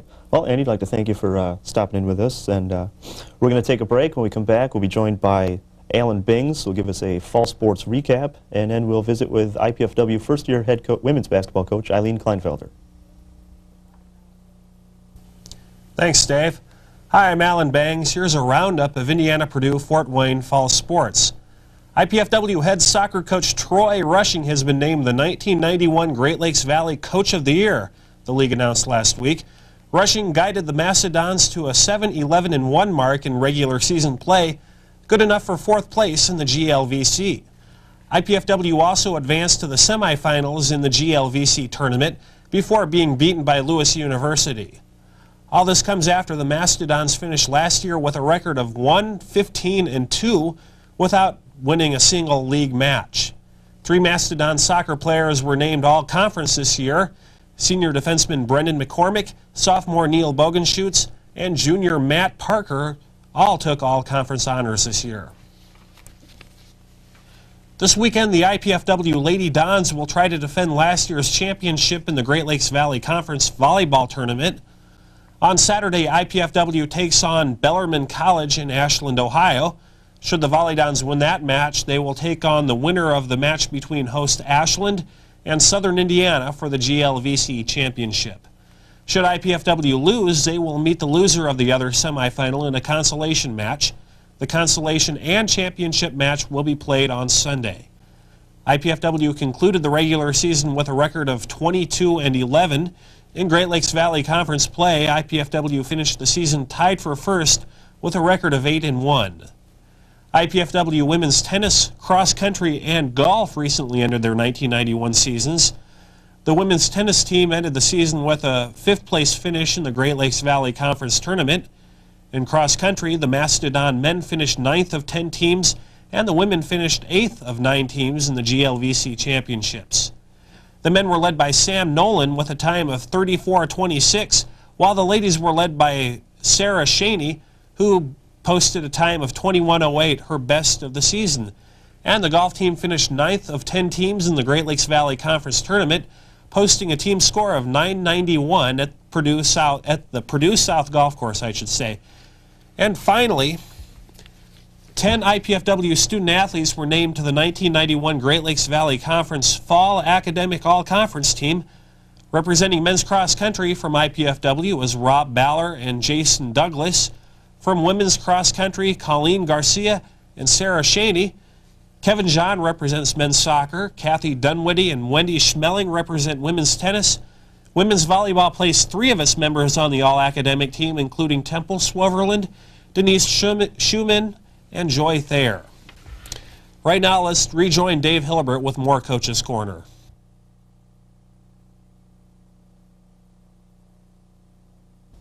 Well, thanks, Alan. With me now is first-year IPFW head women's basketball coach Eileen Kleinfelder. Now, Eileen, you're beginning your first season with IPFW. How's your team shaping up going into the last couple weeks of practice? Well, things are coming along very gradually because I am brand new. It is difficult for all the players to learn a totally new system. Offensively and defensively, we've had to do a lot of breakdown drills in order to prepare them with the new system. But this past week, I'm starting to put together what I think might be our starting lineup, and things are really starting to gel for us, and we're looking much better. Okay. Now, how have your first months on the job gone since you came on board in middle of July? How have things gone for you? Not just basketball, but in all aspects of your job. Overall, I think things are going fabulous. I'm enjoying Fort Wayne a great deal. I am enjoying the team even more so. We have a fine, fine group of young ladies, and not only are they good athletes, they're good students. They're very conscientious about doing the things the way that I want them done. They're very eager to learn our new system and extremely cooperative. The enthusiasm on the team is very high, and team morale is very high, and we're looking for some very good things. As far as IPFW athletics, everyone in the department has been wonderful. I feel a part of the family already, and I'm very, very pleased to be here. Okay, well, we're glad to hear that. Now, you've been an assistant coach for the past several years, and this is your first head coaching job at the college level. What kind of adjustments have you had to make? Well, I'd have to say, because my staff is smaller, well, one adjustment is work more hours, but as a coach, you work a lot of hours anyways. I feel very comfortable with the situation here. A lot of the same things that I did at Vanderbilt University as an assistant coach, I am implementing here. So I feel very comfortable with the transition from Vanderbilt. And, you know, my other years of experience as well are tying in at Indiana University and Penn State University. So things are coming along real well in terms of that. Okay. Now, that's another thing I wanted to touch on. You've been, the last several years as an assistant coach, you've been at the Division I level, including some time at some big-time programs like Vanderbilt, Indiana, Penn State. Now you're at the Division II level. Have you had to make any adjustments there, or do you notice anything different about the job, things you like? There are many things that we have at IPFW that, you know, we did not have the luxury of having at some of the larger schools. And I would have to say this talk show, for one, is an added plus, and I'm pleased that we have it available to us. I see a great deal of support, you know, within the community and on campus. Because we are smaller, I think our program gets a lot more attention, both from the local media and on campus. Faculty seems to be very involved and very interested.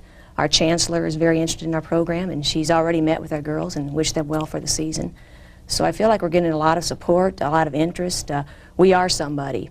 Sometimes when you get in a larger university setting, especially if it's dominated by men's basketball or football, you sometimes play in the shadows of those sports. And I feel that we have a great deal of exposure here at IPFW. I'm very Okay. pleased with that. Now, when you took over the job here in July, you inherited a team with almost all the players coming back. You had very little to go on other than maybe a stat sheet from last year and a couple old films. What kind of things can you do to learn about a team, both before you start practicing and then as you first begin? I would say initially you learn a great deal about your players. This past summer I spoke to all of them on the phone several times, and you learn a lot about their work ethics and their personality. Of course, you look at the statistics and see who your major contributors were last year. But more so when you get into preseason conditioning, once again, you can measure some talent as far as speed is concerned and jumping ability and work ethic once again and the intensity level that they want to perform at. And then once October 15 came around, it was exciting to finally see the team on the floor, all 14 of them, and to get a better idea where we're coming from. And as I mentioned earlier, it did take a while to see, where I might be using people because it was a brand new system, and it's starting to gel right now. And I am able to, at this point, pick out those few whom I think are going to start for us and what positions they might help us out in. Okay. Now you've done some things with your team off the court to try to blend your team into kind of more of a cohesive unit. I know toward the end of last year things kind of fell apart. Team lost I think 4 of their last 6 games. Why don't you tell us about some of the things you've done? I know you went on a camping outing over the weekend. We took a retreat. It was our team bonding retreat. I am an advocate of activities like that. I have been for years, and I would have to say I'm probably different than most coaches in America because I do weird things like that. And that's just one of the activities that we were involved in. Project Cope was up at the Boy Scouts of America reservation near Angola, and it was a ropes course. And for 2 days we were given challenges involving climbing, swinging on ropes and tires, and the team had to work together. We were given a challenge, and then it was among the team to decide what's the best way to confront this challenge and come up, with a resolution and see what we could do with the task at hand. And they really did pull together. They saw each other in a different way. They recognized fears that maybe they didn't know each other had. But at the same time, a great trust developed between each team member because they realize at times you are in the hands. If you're hanging on a rope up in the air about 30 feet and one of your team members is the belayer at the base holding that rope, you put a lot of trust in them. Okay. Now how does something like that carry over onto the basketball court? Surprisingly enough, I'm using it more and more. Every day I know I make a comparison on the court, whether it be a certain move, whether it be a trust in a player defensively. Sometimes you are a little hesitant to go out and deny the basketball like you should, but if you have enough trust and confidence in your teammate behind you on help side, you know that they're going to be there, and you may take some more chances. We also talk a lot about overcoming fears and lack of confidence, and I relate to that experience every day to just challenge those fears and try to break through the barriers. Okay. Now that you've had a chance to work with the team for about a month, what kind of style can we expect to see this year? Anything different from the team last year? I would have to say that we're going to try to stay with our fast-paced offense because we have been very successful with that. The kids enjoy playing that style of game and they're very accustomed to it. So we fine-tune a few things. We have a few patterns that we'd like to work into that fast break. Defensively, I'm hoping that we can add a little bit more to what we had last year. We worked a little bit on our post defense, changing some things and from what they're used to. Perhaps a little more pressing on man-to-man defense. We're working on some new ideas. But as far as everything else, we're trying to keep things pretty much the same. We've even kept a few of their inbounds plays from last year just to make the girls feel more comfortable and to add a little more variety to what we already have. Okay. And who are going to be some of your key players this year? Obviously, Lisa Miller's All-American last year, candidate for Player of the Year in the league, All-America candidate again this year. You've got 2 other returning starters. Who are going to be some of the players you're going to look for this year? I would have to say that our junior and senior classes will help us out the most this year at this point, and that's largely due to experience and working together. They have the ability to pick up the new system that I'm trying to teach a little faster than our underclassmen. However, everyone's coming along very, very well. Lisa Miller, as you mentioned, started from last year. Shelly Sands is another returning starter. And Pam Edwards did start for the majority of the season last year at post, and we hope to have her back at post for us. Our 4th spot, right now I'm looking at 4th and 5th spot, I'm looking at 3 or 4 different girls that could help us out. Missy Shipp, a senior, probably our best three-point shooter on the And team. She hit 5 3-pointers in the inter-squad game the other day. Yes, she did very well with that, 24 points. Mhm. And I'm looking for some good things from her. That's another thing I want to add this year if we can. Last year we were in last place in the we were dead conference last. in three-point shooting, and we'd like to add that to our offense this year. Okay. Is that something you've done at, or helped to do at some of the other schools you were at, the three-point game? Yes, we had some very good three-point shooters, particularly at Vanderbilt, and we had certain plays that we would set up for them. We didn't just give them the green light to take it at any time, Right. but there were opportune times for them to take the three-point shot, and it adds a lot of excitement to the game. It makes the opponent extend their defense and makes you honor your outside shooters, and we certainly want to be looking to use it this year. Okay. What do you know about the league, the GOVC, as far as some of the top teams, where we might stack up? I know we're about picked in the preseason polls to finish about middle of the pack. I haven't seen any of our opponents play other than on videotape, but as far as strength of conference, last year Northern Kentucky won the conference, and they're expected to come back very strong once again this year. Nancy Winsel up there does a very good job with her program. Another program then, of course, is Bellarmine down in Louisville. They have done very well and have been in and out of the top 20 in Division II. And then St. Joe's in Rensselaer always gives us a tough game, and I think we split with them last year. Right. And we're hoping perhaps, I think at this point we are ranked to follow all those three schools, but we have higher goals set for the team, and we're very anxious to see how we can compete with them this year. Okay. And again, similar to what I asked earlier about learning about the team that you haven't seen, what can you do to learn about some of the teams in the league that you haven't seen but that most of the other coaches are familiar with? I guess the number one answer to that would be to get as many videotapes as you can and to talk to a lot of coaches. I am an advocate also of getting on the phone as much as possible and getting as much scouting material as I can on an opponent. Of course, we can't share within the conference about our own conference schools, but there are a number of opponents that have played our conference schools that I'll be playing this year as well. Okay. Well, Eileen, thanks for coming on the show, and good luck to you this year. I'd like to remind fans to tune into Coach's Corner each week, and we'd also like to remind the viewers that the men's basketball team will open their home season against Hanover College Saturday, November 23rd at 7:30 p.m. And the women's team will open the home portion of its schedule Wednesday, November 27th against Wayne State University at 7 o'clock p.m.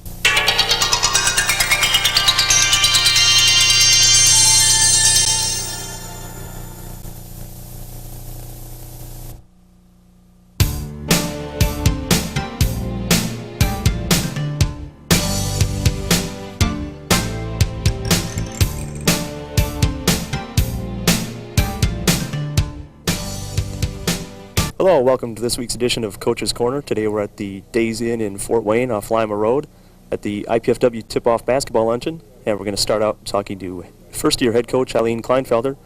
Now, Eileen, you open up the season against Aquinas College, an NAIA team. They're ranked 14th in the preseason poll. What do you know about Aquinas?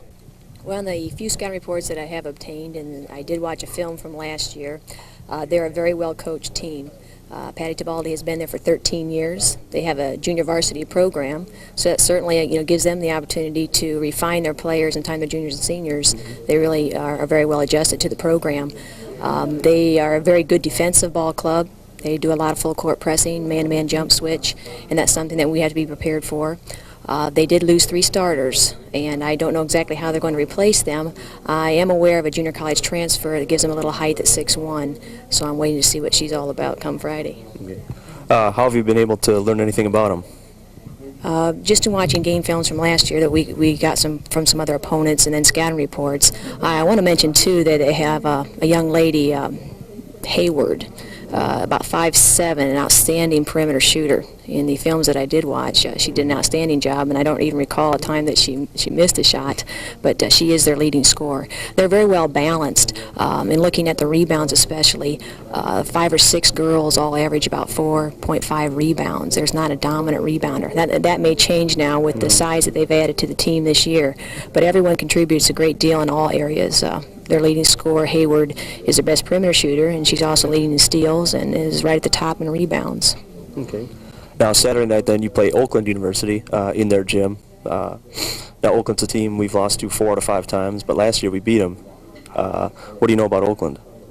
I know that they like to run and gun. I say that they do that with control. They do attack the perimeter. They do not hesitate to take the three-point shot at any time.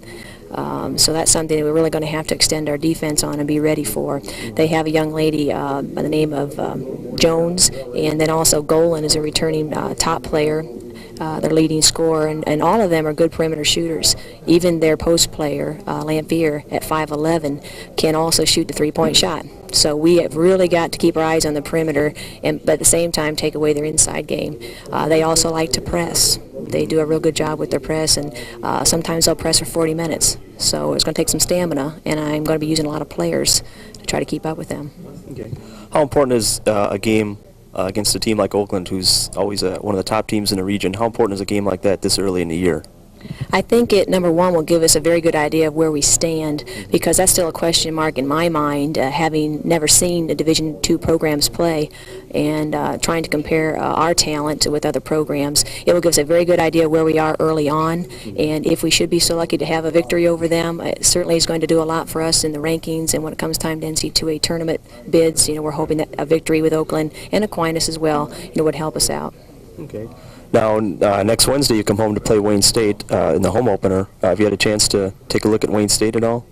I don't know as much about Wayne State at this time. My philosophy is one game at a time, and right now I'm concerning myself with one team, and that's Aquinas College, because they are a very well-coached team. Okay. Is how's the team shaping up now that we're just a couple days away from the season opener? I have seen a mark of improvement. I think our intensity level has increased and improved immensely since the first few days of practice. The girls are very excited, they're very enthused, and they have been working very hard in practice. Our communication in practice has improved a great deal. Everyone's talking on defense and on offense, and I think that's, when it comes down to it, the team that can communicate the best on defense and execute the offensive plays that you want and take care of the ball the times that you need to, it becomes a joint effort, and that's when success usually is the end result, and that's what we're hoping for. Okay, well, good luck Friday and Saturday, and hope you bring back a couple wins. Thank you very much, Dave, and we'll give it our best shot.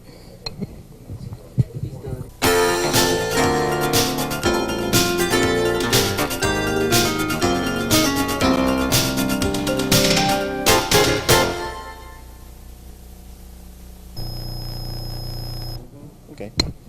Now we're here with IPFW seniors Lisa Miller and Shelly Sands. Now, Lisa, you guys are just 3 days away from your season, 2 days away from your season opener. How's the team shaping up? We're really excited about our first game, especially for Shelly and Missy. Being seniors, this is our last season. We want to start out on a good foot. We have had a lot of intensity in practice, and we're really looking forward to it, especially this first game. Okay. John? I feel the same way Lisa does. We're smoothing out all the rough edges. Things are really coming together. Our offenses are starting to gel together, and we're getting the hang of going from offense to defense, working in our presses, and it's really looking good. Now, how would you compare this team right now to the team at the end of last year when you guys lost 5 of your last 7 games. What has been a difference? I think definitely the team has come together a little bit more, and I think we have to credit Coach Kleinfelter for a lot of that.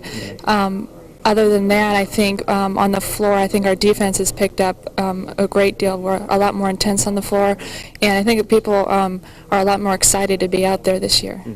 So that's been one positive point for us. Okay.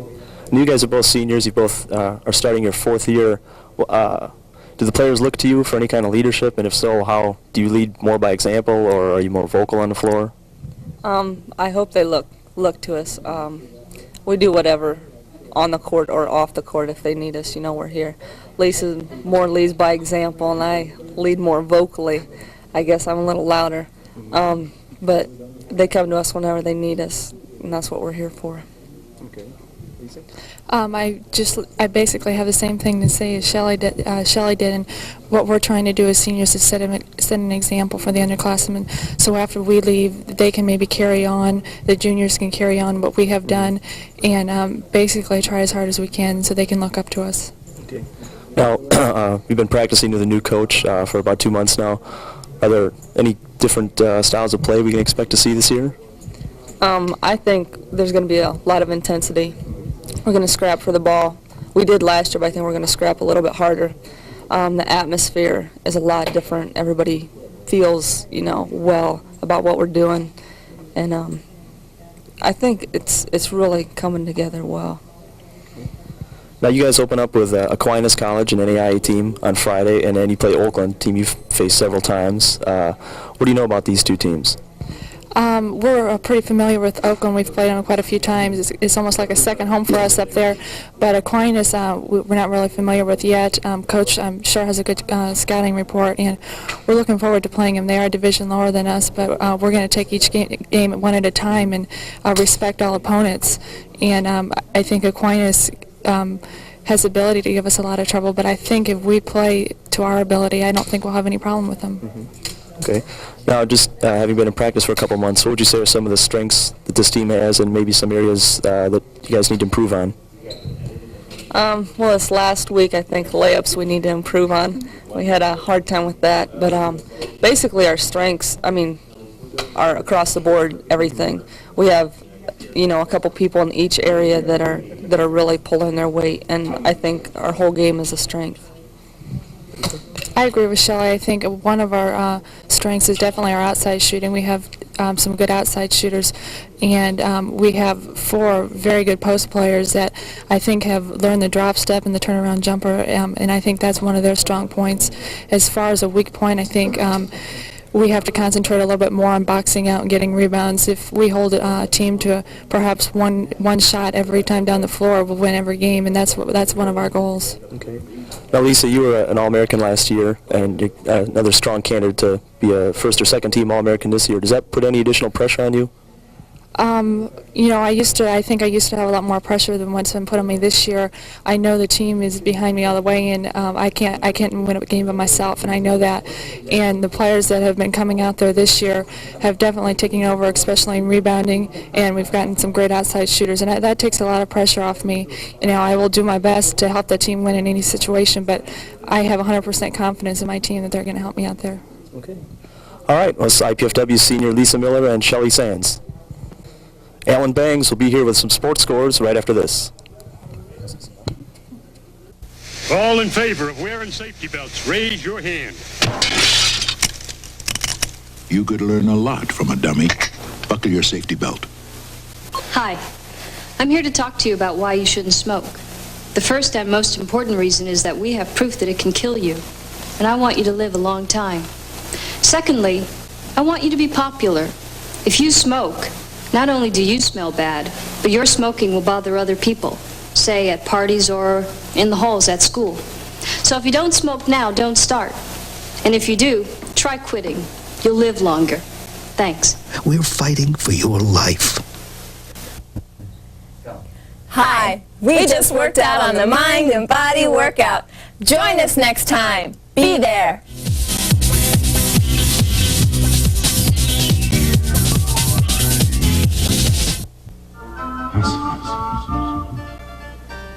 Gone are the days of one-night stands.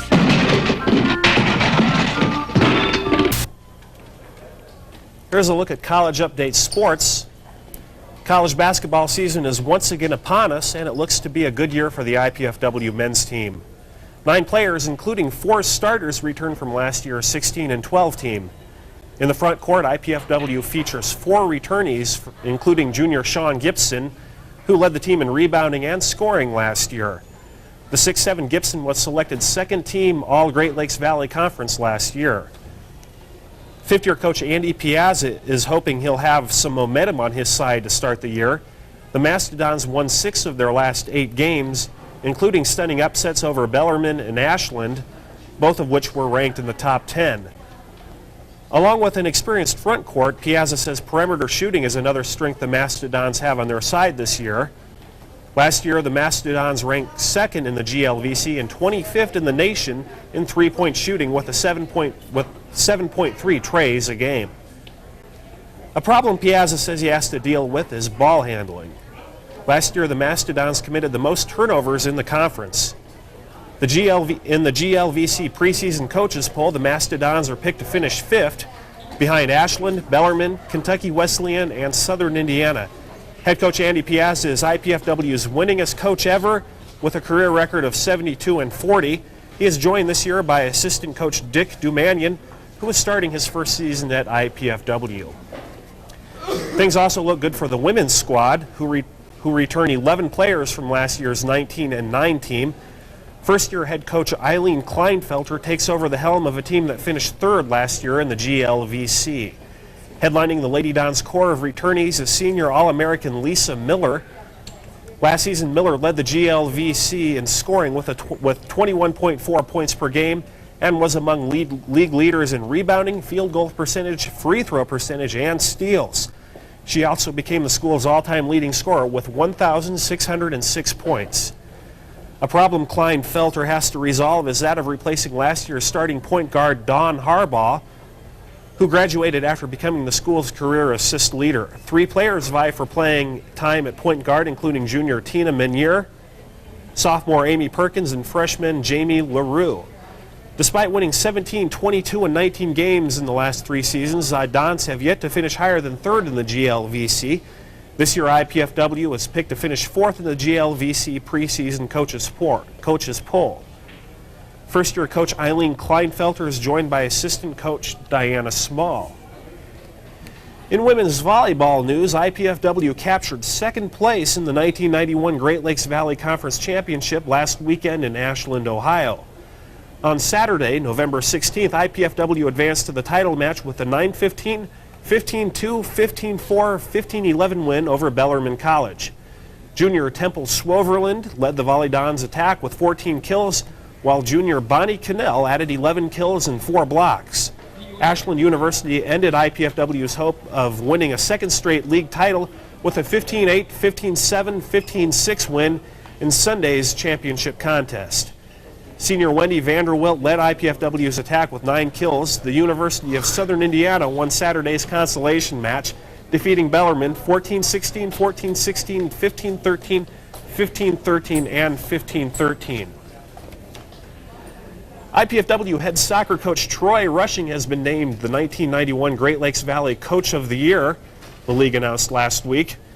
Rushing guided the Mastodons to a 7-11-1 mark in regular season play, good enough for 4th place in the GLVC.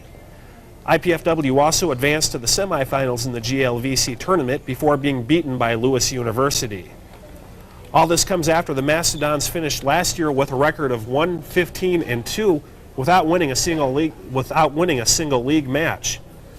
3 Mastodon soccer players were named all-conference this year. Senior defenseman Brendan McCormick, sophomore Neil Bogenschutz, and junior Matt Parker all took all-conference honors this year. IPFW's women's tennis, cross country, and golf recently ended their 1991 seasons. The women's tennis team ended the season with a 5th place finish in the Great Lakes Valley Conference Tournament. In cross country, the Mastodon men finished 9th of 10 teams and the women finished 8th of 9 teams in the GLVC championships. The men were led by Sam Nolan with a time of 34:26, while the ladies were led by Sarah Shaney, who posted a time of 21:08, her best of the season. And the golf team finished 9th of 10 teams in the Great Lakes Valley Conference, posting a team score of 991 at the Purdue South Golf Course. And finally, 10 IPFW student athletes were named to the 1991 Great Lakes Valley Conference Fall Academic All-Conference team. Representing men's cross country from IPFW is Rob Baller and Jason Douglas. From women's cross country, Colleen Garcia and Sarah Shanel. Kevin John represents men's soccer. Kathy Dunwoody and Wendy Schmeling represent women's tennis. Women's volleyball placed 3 of its members on the all-academic team, including Temple Swoverland, Denise Scheinman, and Joy Thayer. And that's a look at College Update Sports. There is no artificial substitute for human blood. That essential life-giving substance can only come from people. And without a ready supply, the medical miracles we depend on today, all those wonderful techniques for saving lives, become impossible. Right now, there's a severe shortage of blood in blood banks and hospitals because people are afraid that they will get AIDS by giving blood. That's because early reports about people who received blood that carried the AIDS virus have confused some people into thinking that it can be dangerous to give blood. But that simply is not true. It never has been. A blood donor never comes into contact with anyone else's blood. So there's absolutely no way that donating blood can infect a person with any disease, and that includes AIDS. The only thing you can get when you give blood is the warm feeling of knowing that you're helping to save someone's life. This message for health and safety is from the Will Rogers Institute, White Plains, New York. Thanks, Alan. Welcome back to the Coach's Corner. Now we're here with IPFW head men's basketball coach Andy Piazza. Now, Andy, you guys open up at home on Saturday against Hanover College, ranked 18th in the NEI Division II poll. They've played a couple games. What do you know about them? Well, they have played 2 games, which is an advantage to them. They were 1-1 in the Rio Grande Tournament in Ohio last past weekend, losing in the finals. We don't want to follow them, I know that. They were 56 of 65 in the 2 games from the floor, from the free throw line, I mean. And they shoot very well from three-point range. They go 8, 9, 10 deep. They played. They have a strong inside game. They post up one person inside, always on ball side, and they have a person flashing from high post. We just got a videotape of them today, in fact.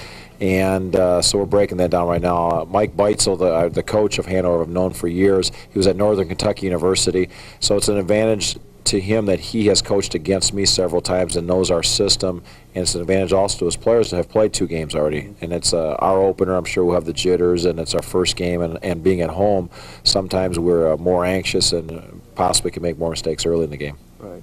Okay, then Tuesday you travel to Hillsdale for another non-conference game against Hillsdale College.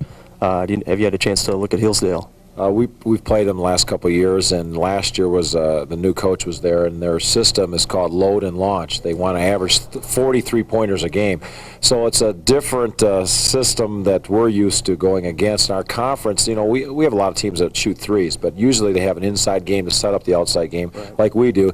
And there they play 4 out and 1 inside, and they come down, they'll fire threes from all over. So if we have to extend our defense and playing a matchup zone, sometimes that's a difficult thing for us, and sometimes it's difficult for our kids to adjust that quickly. So from Saturday to Tuesday and Sunday, Monday's practice, we have to get them to learn exactly what Hillsdale's tendencies are. And so that's why we're going to have to get after real quick and get our perimeter people to go out and guard them. Last year when we played Hillsdale, they were 13 of 39 from three-point range. So we know they're going to put it up. Unfortunately, they weren't hitting them that night. Okay.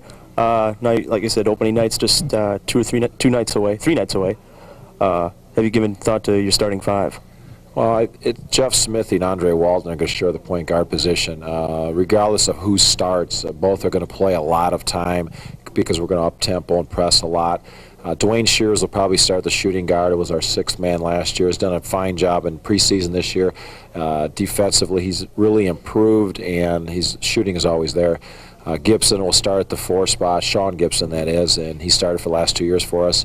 The 5-man will be Doug Ranke or John Honstar. They'll both split that position and probably play 20 minutes each. So it doesn't really matter who starts, but because they'll both contribute as long as they're playing well and not in foul trouble. The small forward position, the 3-man, we do not know yet who that's going to be. Could be Clarence Rich, could be Kevin Shank, could be Shane Gibson, the 3. It could be Eric Vaughn, even a senior who played for us a couple years ago. But really that's not as important. who starts. It's how many quality minutes that you get. And we'll play 10 kids early. And the ones who are playing well and are not in foul trouble, we're going to continue to play in the second half. So again, it's not, even if you start the game, doesn't mean you're going to get the most minutes for that night. And again, if the game's close, it's important, obviously, as a coach and the players, the 5 players playing the best that night are going to be in the last few minutes of the game. So it's not who starts the game, more or less, it's who finishes the game. Okay, now as you said, you're probably going to go 10, 11 players deep. Is that something new this year? Or is that something you've done always in the past? We've done that in the past. It helps because in our system we like to run every opportunity we can. More importantly, we like fresh legs defensively. We like to trap and press full court, half court out of our matchup. We try to extend our defense. And we keep a lot of players happy that way. And if we ever have players with the flu or turn ankle or in foul trouble, whatever the situation may be, we don't have a drastic fall off because we're playing so many players like that.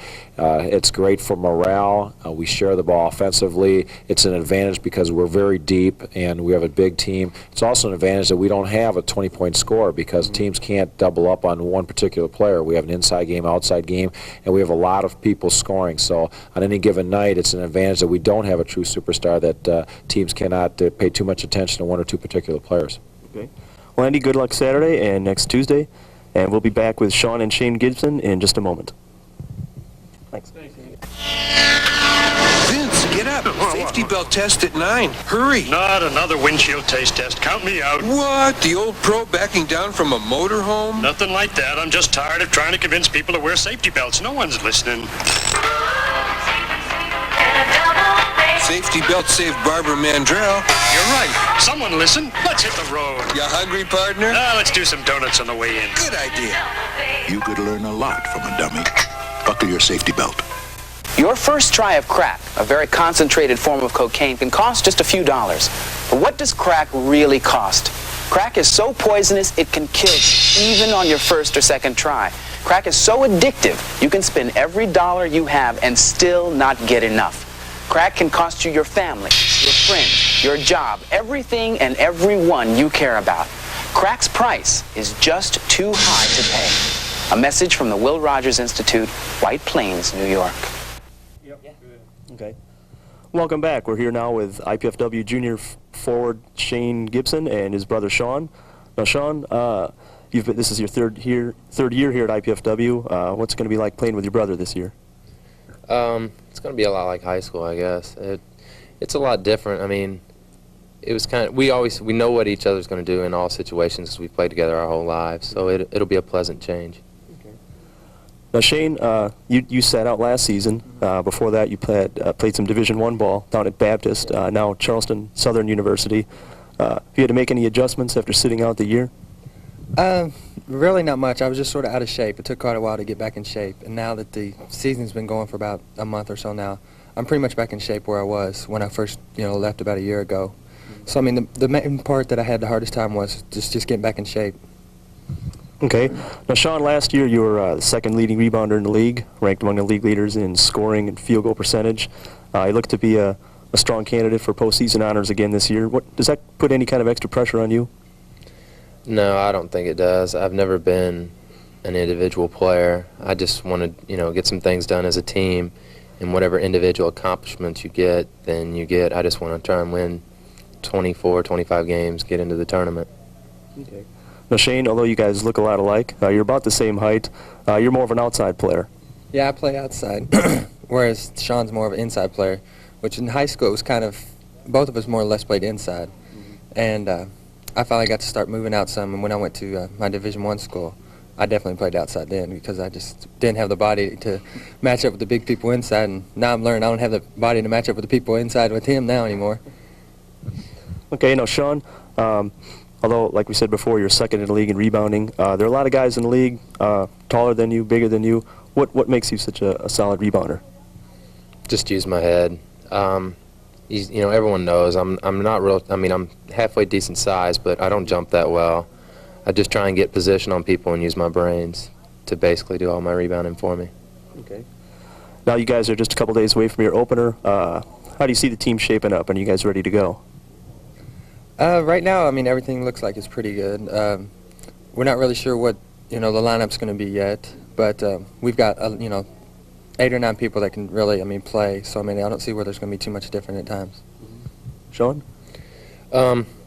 We should be ready. We're so tired of playing against each other in practice. We're ready to play someone else. Like Shane said, we have 8, 9, 10 guys that can really play. We don't have a set lineup yet, but with our team, I really don't think it's going to matter since we're all going to play, and should play well. Okay, well, thanks a lot. I know the fans are looking forward to seeing the two of you play, and we'll be back in a minute with Dwayne Shears. I'm Ira Epstein, your host of Stocks, Options, and Futures, inviting you to join me each week with a whole new format. Now, you've been watching us for years here on this station, and what have you seen? You've seen our type of shows, but we've not had the ability of using computer graphics the way we do now. We can bring up charts instantly. We've got trend lines on them. We'll be talking about moving averages, different concepts, and trying to teach much more than we've done in the past. So stay tuned here for Stocks, Options, and Futures. We'll be looking for you. This is the increasingly competitive world we live in, and this is the country we want ahead of the competition. These are the people we'll be depending on to keep this country ahead of the competition. These are the colleges and universities we're relying on for the people we're depending on to keep this country ahead of the competition. So if you want America to stay #1 in the world, do something about it. Give to the college of your choice. Welcome back. We're here now with senior guard Dwayne Shears. Now, Dwayne, your game came on, you improved the second half of last season. Had some big games against Bellarmine and Ashland. How are you looking forward to the season? I'm a little more prepared this year, I think, because last year, the first semester, I think I was adjusting to Coach Piazza's style of basketball, which was zone was different than what we played in junior college and what I played in high school. So I think it just took me a little while to adjust to the game. Now, are you going to be playing more as a shooting guard or point guard, or are you going to be seeing a little bit of both? I'll just be probably playing a shooting guard, a 2 and 3. I think Andre and Jeff and Eric will be playing the point guard. Okay. Now, with just a couple days left before the season opener, how do you see the team coming together? We're looking pretty good right now. We're anxious to get to play some different opponents. We're sick of playing each other, and it's the same old for about 6 weeks now. So we're eager to play some different faces. Okay. What kind of adjustment did you have to make coming from a junior college program last year as an All-American into a Division II program? Well, at junior college, the competition was good, but jumping to a Division II, it jumps to a different level. So I had to adjust because the players were better here and then I seen at junior college. Although when we got farther and farther in our tournament, our junior college tournament, the players started getting better and better. But I still think they're much more of a better caliber here. Okay, now you've got a couple of junior college guards on the team this year, Mark Allen and Andre Walton, and both look to see a lot of playing time. How are those two adjusting to the system? They're adjusting good. I played against Andre in junior college. He was a freshman my sophomore year. And Mark, they're both really adjusting well, I think. Okay. Now, what do you guys know about Hanover College, your opponent Saturday night? Not much. We know they're a pretty good NAIA school. They're ranked, I think, 18th in the preseason poll. So I guess they're a pretty good NAIA school, but I think we could, if we play all right, I think we'll be able to beat them. Okay. Well, what do you see as some of this, both the strengths of this team and some areas where you may need some improvement? I think our strength is our experience. We got 8 juniors and 4 seniors. So I think we're pretty experienced. We got a lot of depth. Anybody could play at any time. So, and weaknesses, I think we just gotta be a more disciplined, take better shots, because we have some problems with that forcing shots every now and then, but I think we'll be all right. Okay. How would you compare the team at this point in the season, just a couple days before the opener, to last year's team at this same point? I think we're farther along this year because the majority of us played together last year, and we know more of what each player can do, and we didn't have as much teaching this year as we did last year because we had a lot of new guys last year. So this year we pretty much started off with stuff right away instead of teaching it like last year. Okay. Well, thanks a lot, Dwayne, and good luck Saturday. Thank you for tuning in to the Coach's Corner. I'd like to remind fans that Saturday night, November 23rd at 7:30, IPFW men's basketball team will open up against Hanover College. And Wednesday night, the IPFW women's basketball team will open its home schedule at 7:30 p.m. against Wayne State University. Both games will be carried live by College Access Cable 6. Thank you.